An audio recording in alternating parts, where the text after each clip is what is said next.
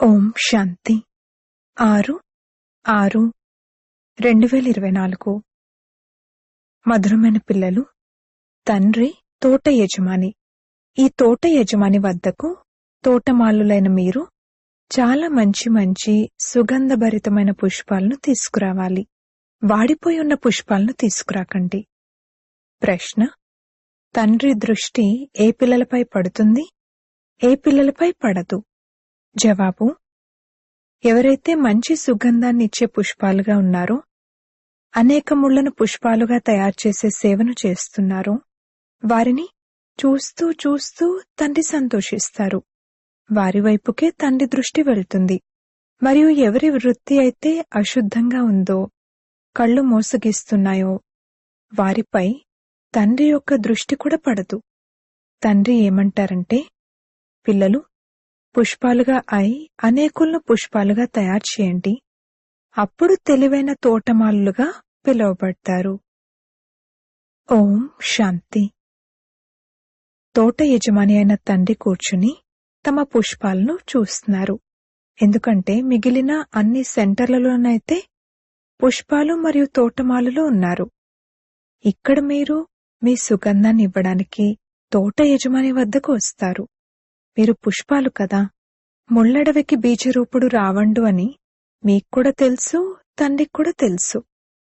వాస్తవానికి మొత్తం వృక్షమంతటికీ బీజం ఒక్కరే. కాని పుష్పాల తోట నుండి మళ్లీ ముళ్ళ అడవిగా చేసేవారు కూడా తప్పకుండా ఉంటారు. అతడే రావణుడు. కావున నిర్ణయించండి. తండ్రి కరెక్ట్గా అర్థం చేయిస్తున్నారు కదా. దేవతల రూపీ పుష్పాల తోటకు బీజరూపుడు తండ్రి. మీరిప్పుడు దేవీదేవతలుగా అవుతున్నారు కదా. తాము ఏ రకమైన పుష్పము అనేది ప్రతి ఒక్కరికి తెలుసు. తోట యజమాని కూడా పుష్పాలను చూడ్డానికి ఇక్కడికే వస్తారు. అక్కడ వారందరూ తోటమాలులు. అందులో కూడా అనేక రకాల తోటమాలులున్నారు. ఆ తోటలకు కూడా రకరకాల తోటమాలులుంటారు కదా. కొందరికి 500 రూపాయల జీతం ఉంటుంది, కొందరికి 1000 రూపాయలు, మరికొందరికి 2000 రూపాయల జీతం ఉంటుంది. ఉదాహరణకు, మొఘల్ గార్డెన్ యొక్క తోటమాలి తప్పకుండా చాలా చురుకైన వారై ఉంటారు. అతని జీతం కూడా ఎక్కువగానే ఉంటుంది. ఇదైతే అనంతమైన పెద్ద తోట. ఇందులో కూడా అనేక రకాల తోటమాలులు నంబరువారుగా ఉన్నారు. చాలా మంచి తోటమాలులు ఎవరైతే ఉంటారో వారు తోటను చాలా మంచిగా శోభాయమానంగా తయారు చేస్తారు. మంచి పుష్పాలను నాటుతారు. గవర్నమెంట్ హౌస్ యొక్క మొఘల్ గార్డెన్ ఎంత బావుంటుంది. ఇది అనంతమైన తోట. తోట యజమాని ఒక్కరే. ఇప్పుడు ముళ్ళ అడవికి బీజము రావణుడు మరియు పుష్పాల తోటకు బీజము శివ్బాబా. వారసత్వం తండ్రి నుండి లభిస్తుంది. రావణుడి నుండి వారసత్వం లభించదు. అతడు శపిస్తాడు. ఎప్పుడైతే శాపగ్రస్తులుగా అవుతారో అప్పుడు సుఖాన్నిచ్చేవారెవరైతే ఉన్నారో వారిని అందరూ తలుచుకుంటారు.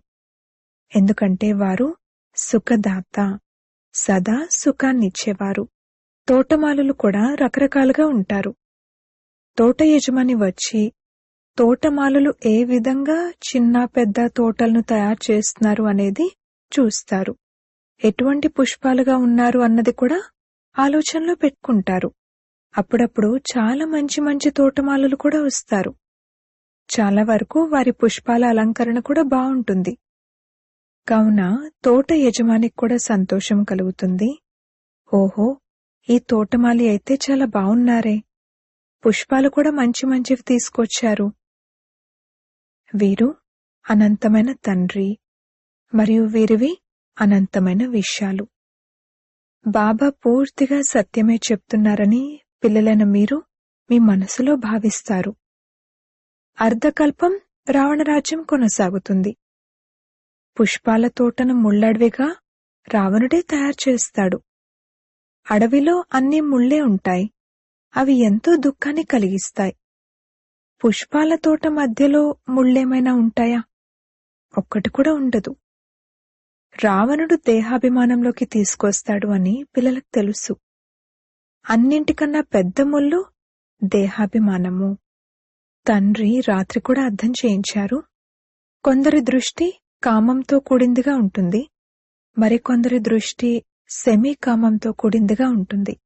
కొంతమంది కొత్త కొత్త వారు కూడా వస్తారు. వారు మొదట్లో చాలా బాగా నడుస్తారు. మేమిక వికారాల్లోకి ఎప్పుడూ వెళ్ళము, పవిత్రంగా ఉంటాము అని భావిస్తారు. ఆ సమయంలో శ్మశాన వైరాగ్యం కలుగుతుంది. మళ్ళీ ఇంటికి వెళ్ళిన తర్వాత పాడైపోతారు. దృష్టి అశుద్ధంగా అయిపోతుంది. ఇక్కడ కొందరిని మంచి మంచి పుష్పాలుగా భావించి, బాబా వీరు చాలా మంచి పుష్పం అని తోట యజమాని వద్దకు తీసుకొస్తారు. కొందరు తోటమాలులొచ్చి వీరు ఫలానా పుష్పమని చెవిలో చెప్తారు. తోటమాలులైతే తప్పకుండా చెప్తారు కదా. బాబా అంతర్యామి అనేమీ కాదు. తోటమాలులు ప్రతి ఒక్కరి నడవడిక గురించి తెలియజేస్తారు. బాబా వీరి దృష్టి బాలేదు, వీరి నడవడిక రాయల్గా లేదు, వీరి దృష్టి 10-20% బాగైంది అని. ముఖ్యమైనవి కళ్ళు. ఇవి ఎంతగానో మోసగిస్తాయి. తోటమాలలోచి తోట యజమానికి అన్ని విషయాలను తెలియజేస్తారు. మీరు ఎటువంటి పుష్పాలను తీసుకొచ్చారో చెప్పండి అని బాబా ఒక్కొక్కరిని అడుగుతారు. కొందరు గులాబీ పుష్పాల వలె ఉంటారు, కొందరు మల్లెల వలె ఉంటారు, కొందరు జిల్లేడు పుష్పాలను కూడా తీసుకొస్తారు. ఇక్కడున్నప్పుడు చాలా జాగ్రత్తగా ఉంటారు. అడవిలోకి వెళ్లిపోయిన తర్వాత ఇక వాడిపోతారు. వీరు ఏ రకమైన పుష్పము అనేది బాబా చూస్తారు. మాయ కూడా ఎటువంటిదంటే అది తోటమాలులకు కూడా చాలా జోరుగా చెంపదెబ్బ వేస్తుంది. ఇకప్పుడు తోటమాలలు కూడా ముళ్లలా అయిపోతారు. తోట యజమాని వచ్చినప్పుడు మొట్టమొదట తోటనే చూస్తారు. ఆ తర్వాత ఆ తండ్రి కూర్చుని వారిని అలంకరిస్తారు.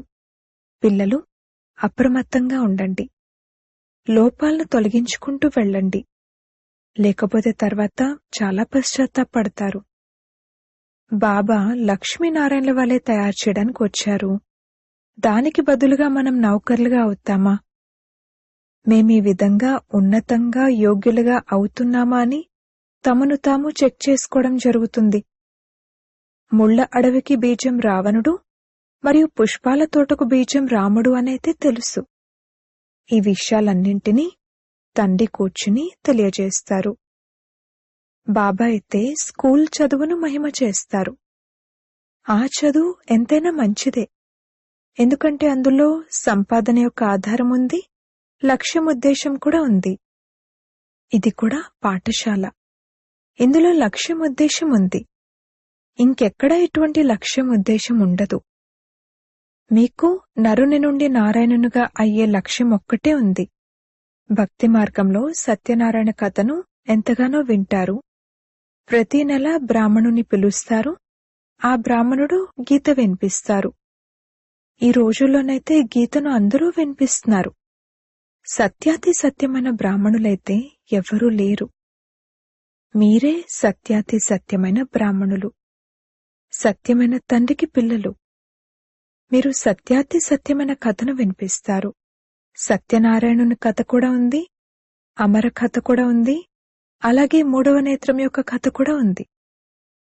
భగవాన్ వాచ, నేను మిమ్మల్ని రాజులకే రాజులుగా తయారు చేస్తాను. వాళ్ళు గీతనైతే వినిపిస్తూ వచ్చారు. మరి రాజుగా ఎవరయ్యారు? నేను మిమ్మల్ని రాజులకే రాజులుగా తయారు చేస్తాను, నేను స్వయం అలా అవ్వను అని అనేవారు ఎవరైనా ఉన్నారా? ఇలా అనడం ఎప్పుడైనా విన్నారా? ఈ తండ్రి ఒక్కరే అలా కూర్చుని పిల్లలకు అర్థం చేయిస్తారు. ఇక్కడ తోట యజమాని వద్దకు రిఫ్రెష్ అయ్యేందుకు వస్తామని పిల్లలకు తెలుసు. తోటమాలులుగా కూడా అవుతారు, పుష్పాలుగా కూడా అవుతారు. తోటమాలులుగానైతే తప్పకుండా అవ్వాలి. రకరకాల తోటమాలులున్నారు. సేవ చేయకపోతే మంచి పుష్పాలుగా ఎలా అవుతారు? నేను ఏ రకమైన పుష్పాన్ని, ఏ రకమైన తోటమాలిని అని ప్రతి ఒక్కరూ తమ మనసును ప్రశ్నించుకోండి. పిల్లలు విచారసాగర మంథనం చేయవలసి ఉంటుంది. తోటమాలలు కూడా రకరకాలుగా ఉంటారు అన్నది బ్రాహ్మణులకు తెలుసు. కొందరు మంచి మంచి తోటమాలలు కూడా వస్తారు. వారికి మంచి పెద్ద పుష్పాల తోట ఉంటుంది. మంచి తోటమాలి అయితే తోటను కూడా బాగా తయారు చేస్తారు. వారు మంచి మంచి పుష్పాలను తీసుకొస్తారు. ఆ పుష్పాలను చూస్తే మనసు సంతోషిస్తుంది. కొంతమంది తేలికపాటి పుష్పాలను తీసుకొస్తారు.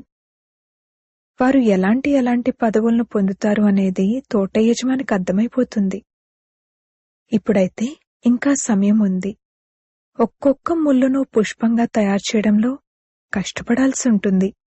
కొందరైతే పుష్పంగా అవ్వాలని అనుకోరు, ముళ్ళుగానే ఉండడానికి ఇష్టపడతారు. వారి కళ్ళ యొక్క వృత్తి చాలా అశుద్ధంగా ఉంటుంది. ఇక్కడికొచ్చినా కూడా వారి నుండి సుగంధం రాదు.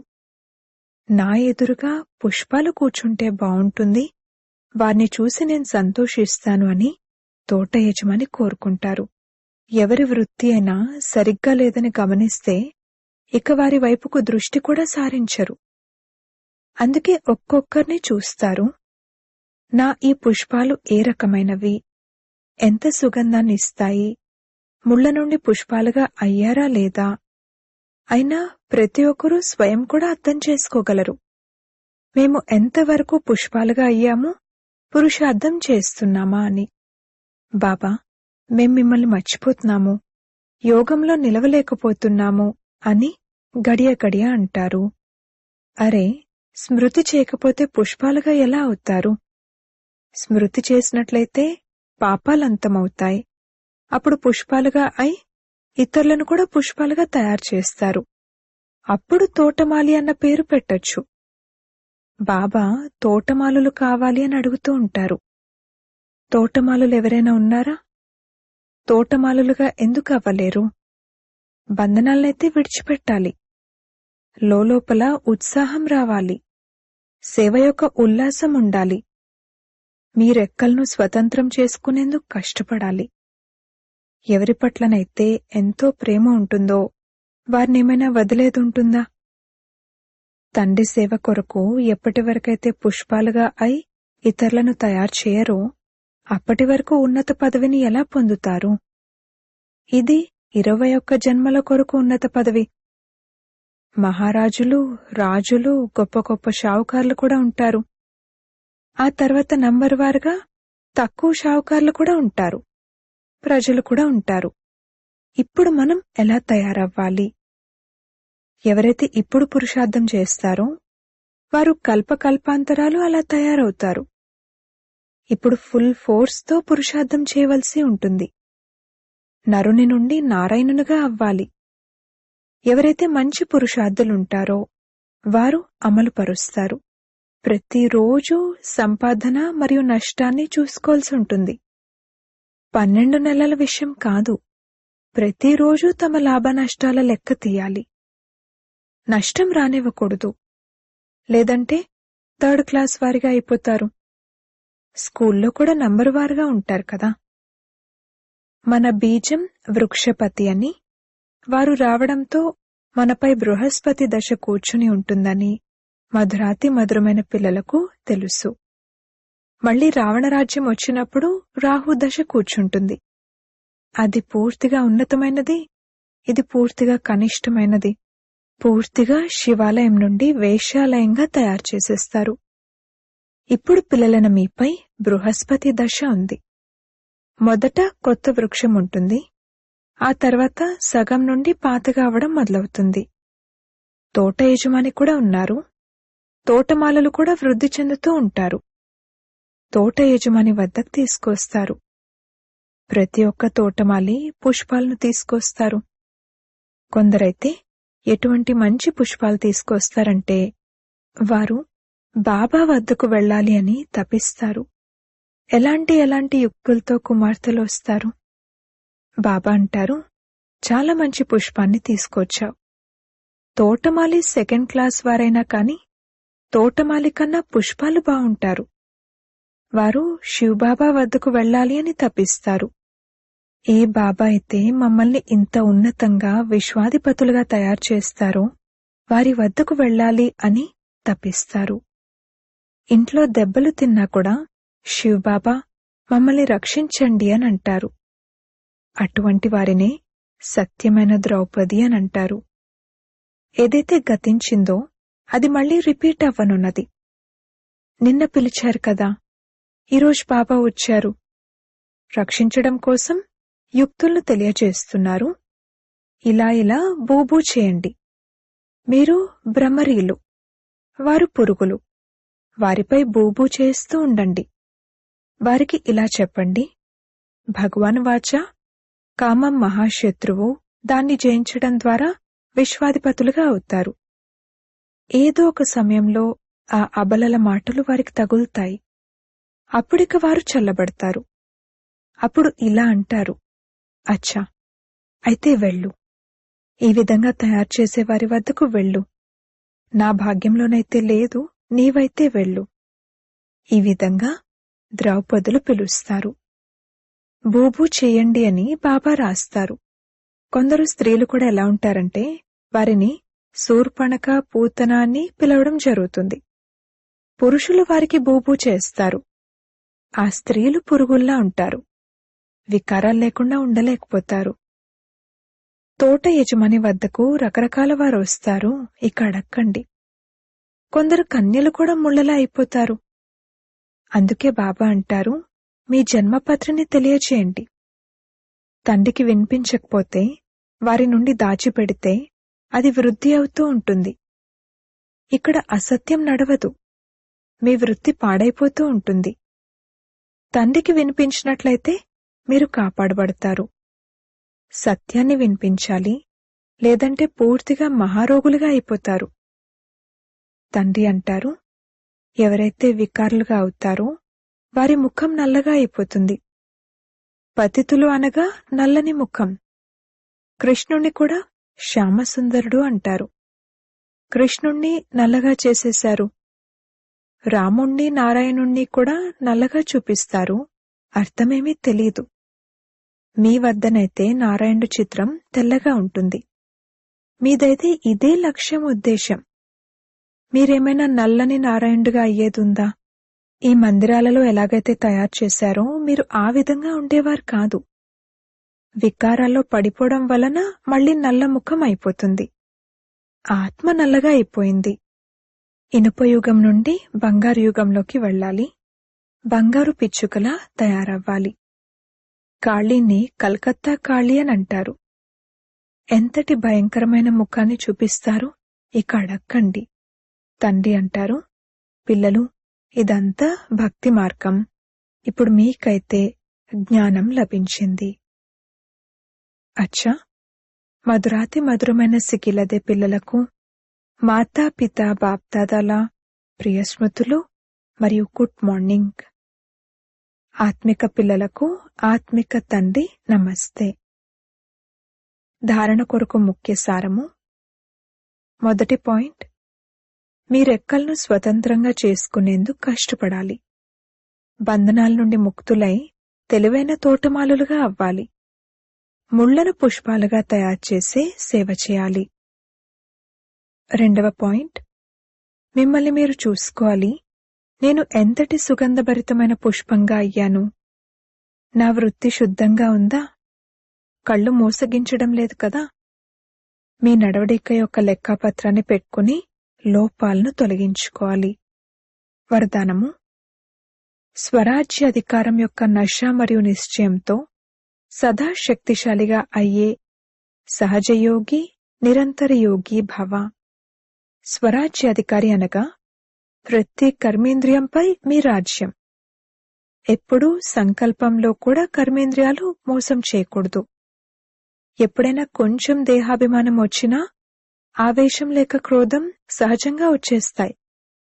కాని ఎవరైతే స్వరాజ్యాధికారులుగా ఉంటారో వారు సదా నిరహంకారులుగా, సదా నిర్మాణులుగా అయి సేవ చేస్తారు. అందుకే నేను స్వరాజ్యాధికారి ఆత్మను అన్న ఈ నశ మరియు నిశ్చయంతో శక్తిశాలిగా అయి మాయాజీతుల నుండి జగజ్జీతులుగా అవ్వండి. అప్పుడు సహజ యోగులుగా, నిరంతర యోగులుగా అవుతారు. స్లోగన్. లైట్ హౌస్గా అయి మనసు, బుద్ధి ద్వారా లైట్ను వ్యాపింపజేయడంలో బిజీగా ఉండండి. అప్పుడు ఏ విషయంలోనూ భయం అనిపించదు. ఓం శాంతి.